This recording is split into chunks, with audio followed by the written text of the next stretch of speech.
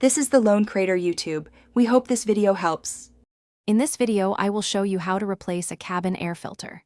First, gather your tools, including a new cabin air filter and a Phillips head screwdriver.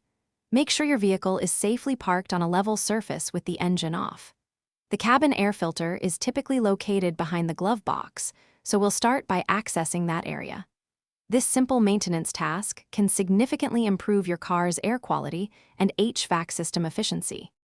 Now that your glove box is empty, it's time to remove it. Look for any small dampeners or clips on the sides that might be holding it in place. Gently unclip these, often by pressing inward on the sides of the glove box. Once the clips are released, the glove box should swing down further or detach completely, revealing the cabin air filter housing behind it. Take your time to avoid damaging any plastic components.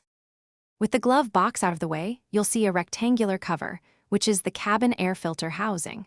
There are usually 1 or 2 clips holding it shut. Simply unclip these and pull the cover off. Carefully slide out the old, dirty filter.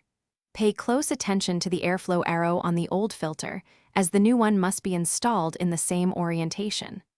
Slide the new filter in smoothly, ensuring the arrow points in the correct direction.